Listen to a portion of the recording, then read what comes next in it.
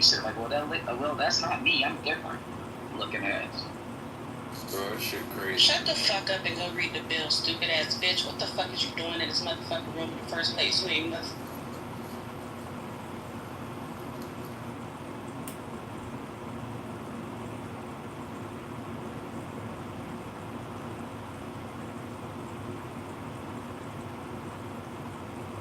Did AP swipe? AP, did you swipe? Oh, not you. I thought it was you were talking about something. Okay, gotcha. Alright, what up, Big Lock? You awfully quiet today? What's going on? Who moved me, bitch? Huh? Who moved me, bitch? Big Steak, was it your nasty, raggedy ass? Wash your hair, bitch. Next trip, goodbye. Why would she say my name out of nowhere? She crash out. I mean, I think you know what it is. She's a divester, and sometimes, not just a divester. She's like an extreme divester. So anything that black men do specifically, she has a problem, good or bad. So. Man, I don't even interact with that lady. Why the heck would she say Big Stink? I don't know. No, she's a troll. Oh, okay. She's gonna come back in the burner. She's gonna definitely stalk you from now on. She's gonna go all for you, bro. She's gonna go all for you, bro. But that's weird as hell. I don't know her. This is World War II, bro.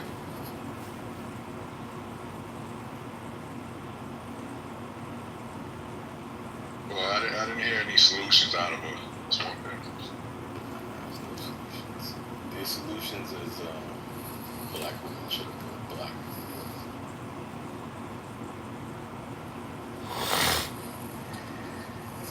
I think we cooked, man. I think we're cooked. Come on. Because I was away from my phone. What was it like when y'all played that clip when they were talking about the bill to Congress? When they were talking about like the tax that's going to go up for people making under a certain amount of money. It's really is. It makes me feel like some of the type of stuff is that it's hard to deny how detrimental it's going to be against or people and stuff just made it.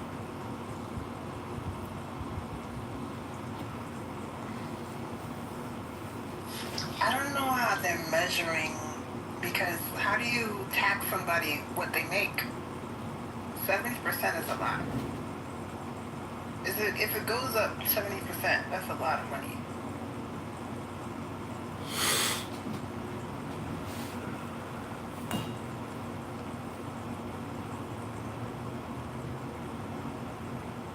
I mean, trust me, it's a lot. I ain't gonna lie to you. When I first heard about it, I wasn't really worried about it and stuff like that.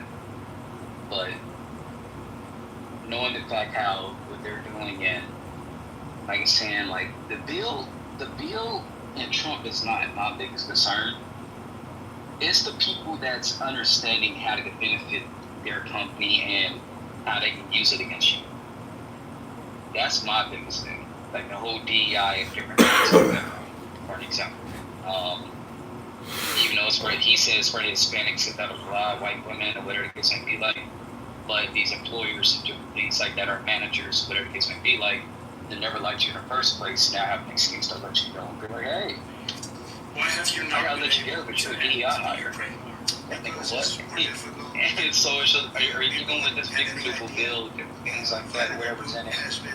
It's like, it's getting fired people to try to use, even though none of us probably aren't on Medicaid or anything else like that. Some of these racist motherfuckers and everybody else like, how does it feel now, boy? You don't need Medicaid. You don't get Medicaid no more. It's like, I never was. and it's like, now it's like, I don't know. I'm like, all these bills is empowering a lot of racist people to use it against us. Like I said, like Trump, shit like that, it's bad, whatever. But like I said, I think it's like the means and the MAGA people that's looking at the power behind it, they can do what they can do with it, to harm us and stuff like that.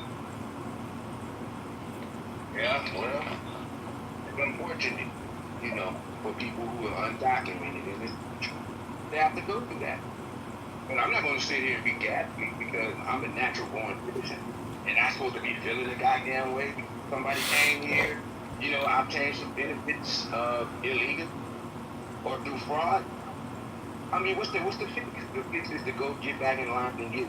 I don't know I don't know how to say if you cross the line and you become a fugitive and then you live 10, 15 years as a fugitive on the run and you had yourself many different places, throughout that course. And then you get caught at work and all of a sudden I'm fine and everything. So I don't understand that. Because if the shit was on the other foot, who's going to be in hate crime but me? I was in the same scenario.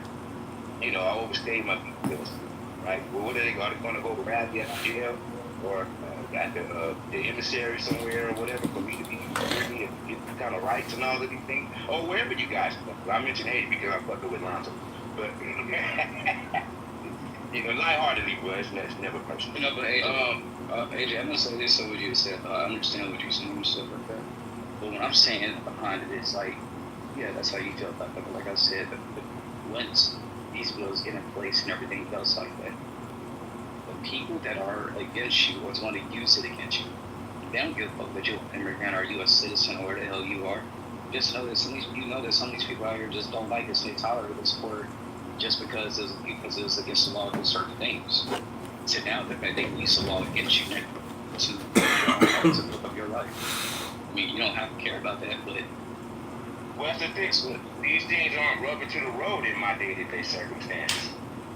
Yeah, of course, white people hate you in general. Each and every last 100%. No, I ain't saying everybody. But I'm just. Well, no, I know you're not. I am. I'll make it clear that I believe each and every last white person is a physical manifestation of Satan on the planet. Innately. But outside of that, I can't move forward, hinging or have that weighing me down in society that somebody doesn't like me and all of these things. I still have to push forward, to put myself in a better tax bracket to be able to benefit from the beautiful bill. If I'm not in that position, that would be the ideal. It's not hard to go get an EIN number, okay? Pull out about $500 to get your business started. Get registered and all of these things and stuff. And then now you can benefit. Just put your business on stall so you're not taxed immediately for not running the business but having it. All of these little things people can do for under $500 damn dollars. The average person on SNAP and all of these things and put themselves in a different tax bracket. This is simple shit. What else we got going on? Write-offs, like the sister was saying. He expanded the write-offs and stuff, and you can get back even more for writing off. So let's just say you're an Uber driver, Uber Eats.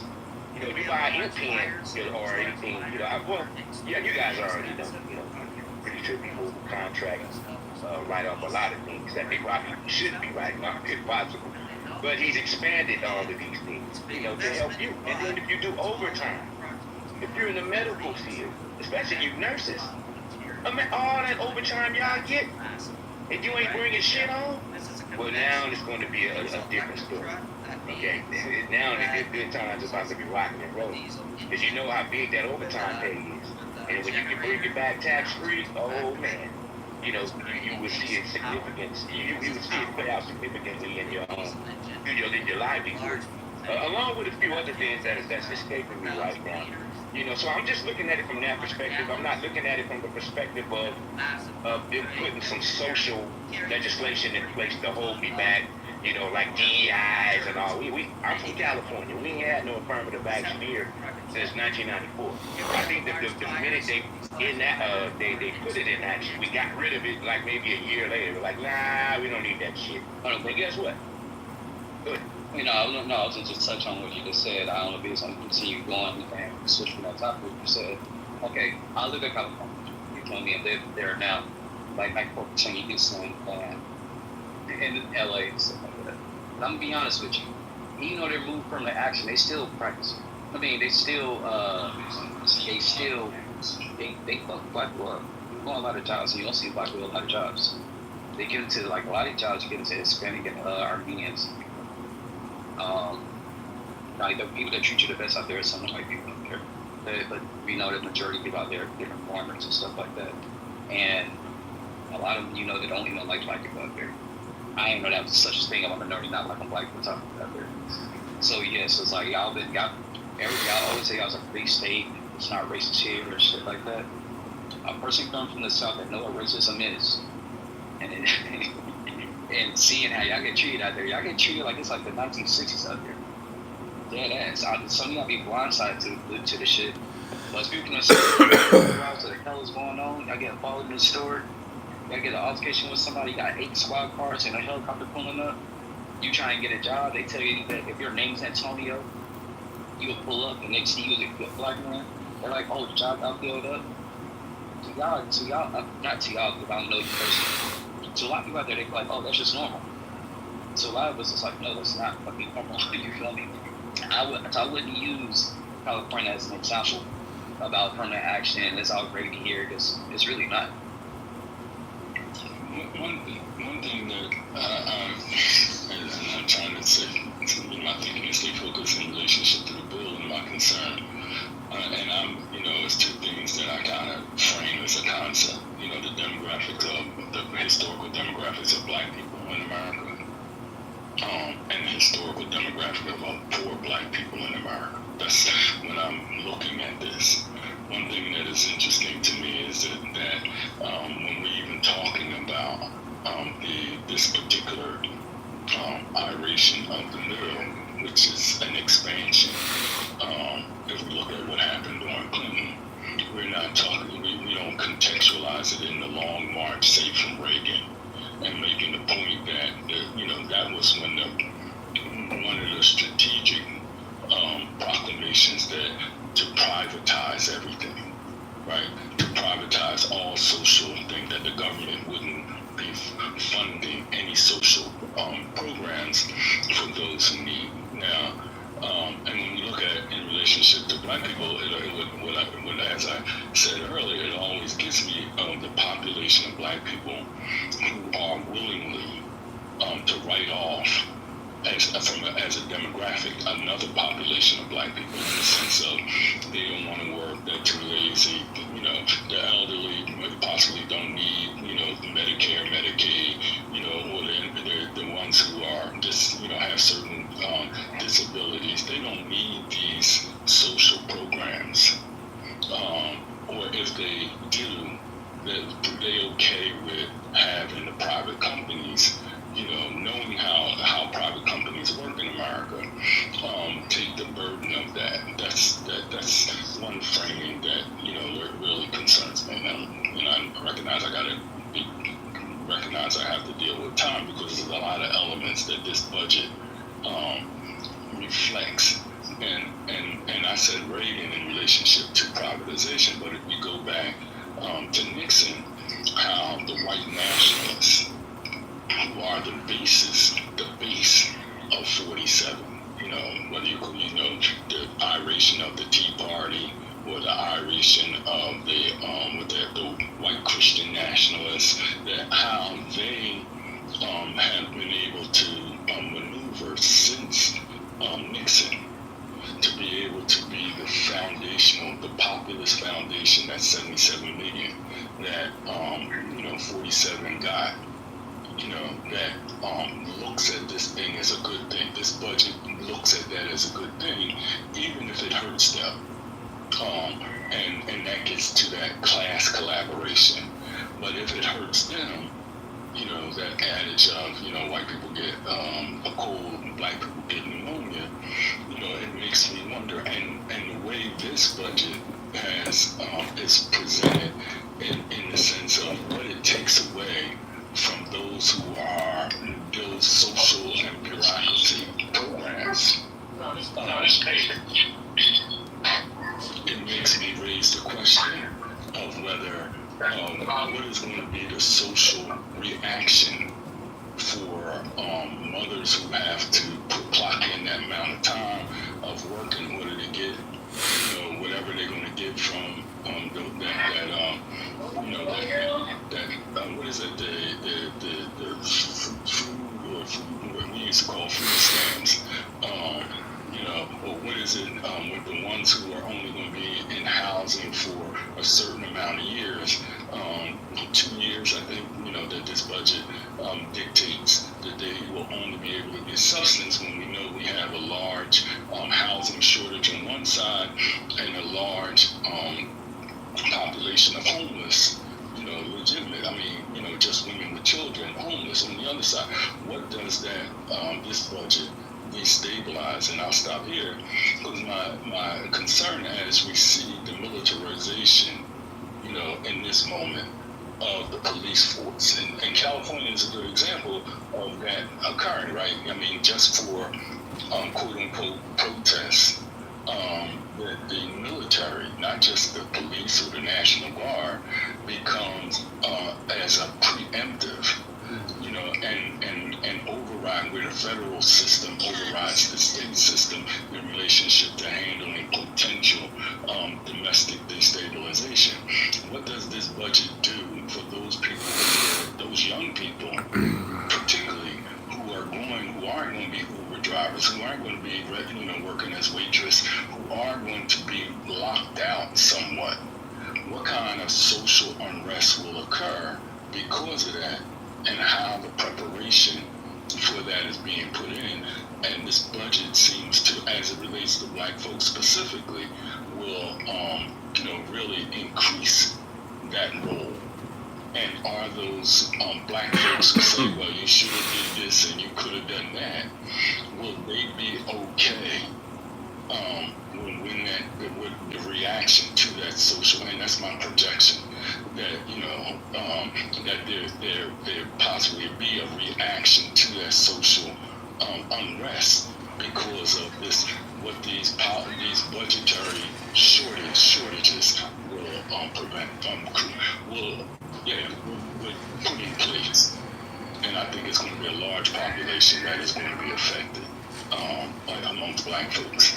But I hear it's a population amongst black folks who's saying, well, yeah, get rid of them, lock them up, or detain them, or send them to another country if they do a criminal offense, which is considered, especially a federal offense, would be considered the opportunity to be able to do, because they're not citizens, so they can be able to be sent to a prison in another country. And then we're talking about citizens, we're not talking about immigrants or illegals. We're talking about black folks who are, citizens, and their families have been citizens, but that will get caught up because of the lack of social safety nets that are in place.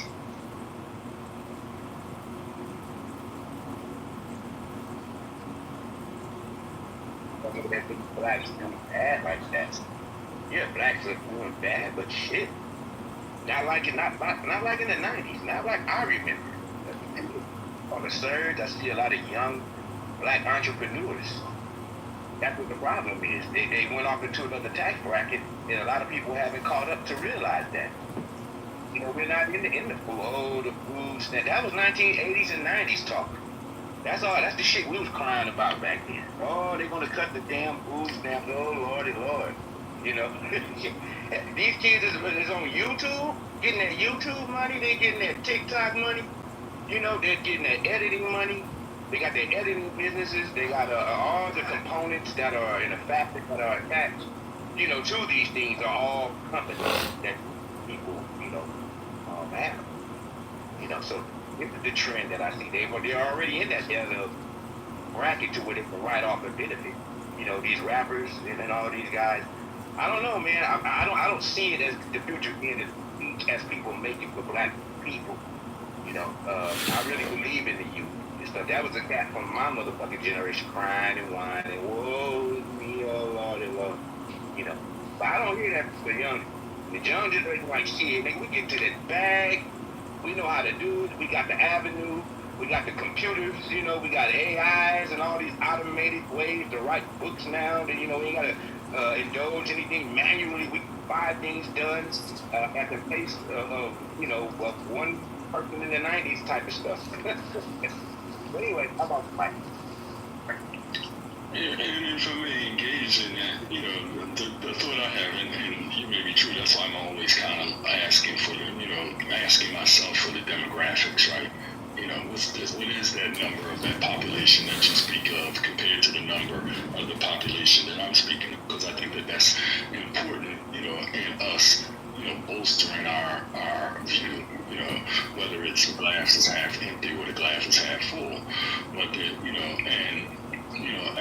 as a reactionary, as a thought, I would say that, looking at the moment, that recent 5-year moment during COVID, a lot of young parents, just using young parents, ain't even dealing with the elderly. And again, I would be open to hearing what that number is, and I've seen it, but I don't have it in my consciousness now. A lot of them didn't have internet, didn't have computers, and that's why. So when the schools shut down, they had to find ways, to be able to service them, right? So that's a population. Now, how big that population is compared to that population that doesn't have internet? Our people shouldn't have the July 4th, guys. Thank you guys for bringing me up. I miss you guys. I'm in myself. But continue, Richie.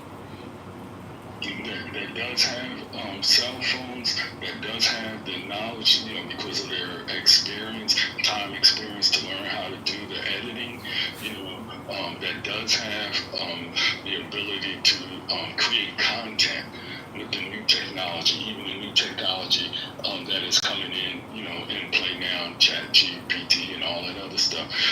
It'd be interesting to know how large, amongst the black population particularly, right, that population is. On the other side, it would be interesting, based off of this budget, how large of the population, the black elderly population, I say elderly, even those who are retired.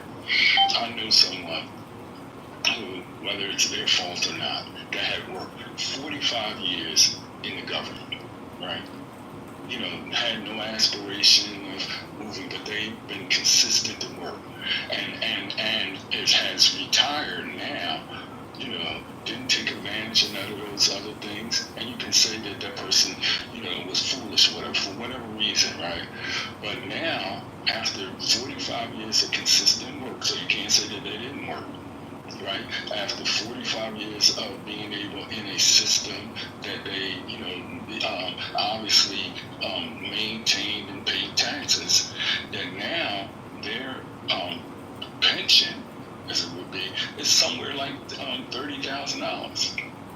So they don't work 45 years. Their now pension they're going to live off of is $30,000, and in the area that they live, the median income, right, is $54,000, and the average black person in that area is living off of $32,000, right? So it's and that's not even dealing with healthcare. So it's that population, that I'm looking at, and that might be, in the 90s that might have been different, and in the 90s you had the, other, federal and financial catastrophes that were going on, and the social thing when talking about drugs and that proliferation and the effect it has had on families, and destabilizing, to where probably they're just getting their foot, the two generations just getting a footing based off of the destabilization, of that period of the 90s, right? So it's that population, so when you raise your response in the relationship to glass being half full, it'd be interesting to know what's the numbers that are actually able to take advantage. And based off of, I'm gonna say anecdotal, I would say that's probably like 20% of the population, because it's like 50% of the population. And my anecdotal, a little over 50% of the population is living below the poverty line. and that poverty line being 54,000, somewhere around that, in particular area. In general, income, I should say, medium income line to be for those who challenge poverty line. The medium income line being around 54,000. 54% of the population live below that. So, and this budget will have an impact on that population.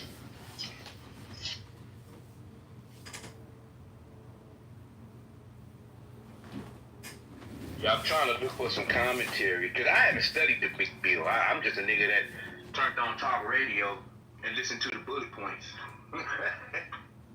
And the expansion of the work mandate in the Supplemental Nutrition Assistance Program, or SNAP, the formal name for food stamps.